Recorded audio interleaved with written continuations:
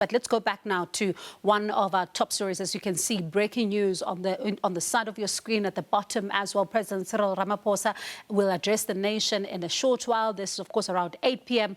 On the South Africa's energy crisis. Now he's due at the podium this evening after consulting with government and with stakeholders and energy experts outside of government. The aim is to find a collective solution to the energy crisis. Let's now speak to our political editor, Mzwandile Mbeje, who joins us now. Mzwandile, one of the things that have been a growing cry has been that the president needs to give solutions, tell the nation how he plans to deal with this particular issue of the energy crisis. And it has culminated to this moment.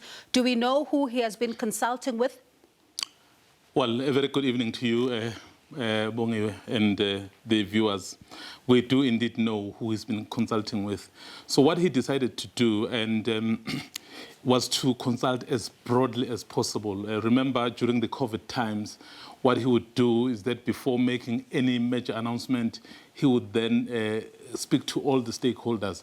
And of course, once he's concluded with all the stakeholders, he would speak to the political parties represented in parliament, because he wants a buy-in from every South African. Remember, the issue of energy, Bongi, is quite a crisis for everyone. So if then the decision is that you are taking some major steps, so you've got to get South Africans to buy into exactly what you are saying. He has been speaking to the political parties, and I think they were the last ones perhaps to be consulted. But of course, in a number of other stakeholders, business, churches, traditional leadership. So to really, when this decision that he's going to communicate today in terms of what to do to boost energy has a buy-in from every sector and every South African.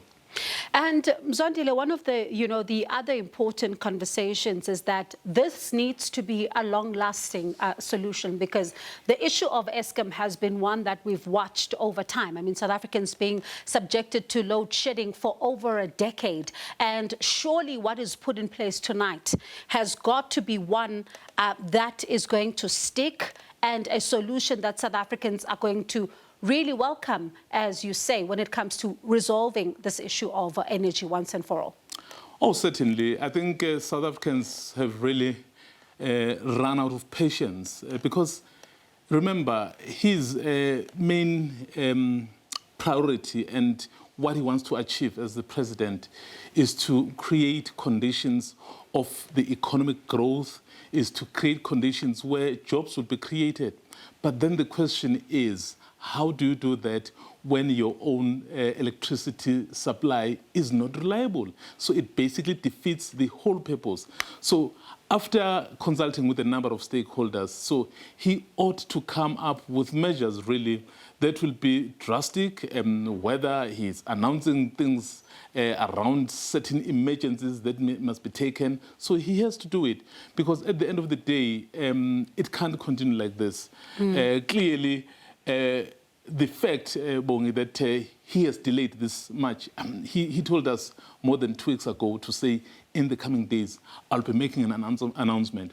We saw him visit some of the power stations to really get an understanding of where things are, of what problems are.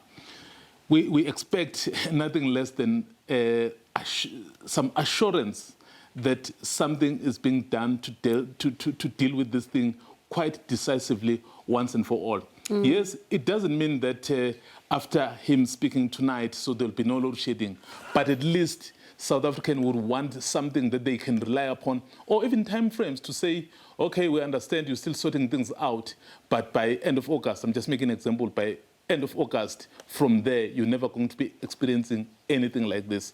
Or in summer, so we are going to have beautiful summer, and then that's where everything will be sorted out. By the time next winter comes, we'll be okay. So that is what South Africans are expecting.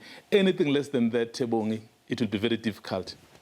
And it'll be interesting to then see, Mzwandile, what you can see in your crystal ball as some of the solutions, because, we heard about a possibility of a second, Eskom, as he said there, but others saying that, no, this is not going to help. At the same time, seeing him visiting the Tutuka Power Station to see the generation fleet. So it'll be interesting to see what is contained in there. And I do hope when we speak again, Mzwandile, you would have gotten a glimpse of what is in that particular proposal. So we'll speak to Mzwandile again in the next hour.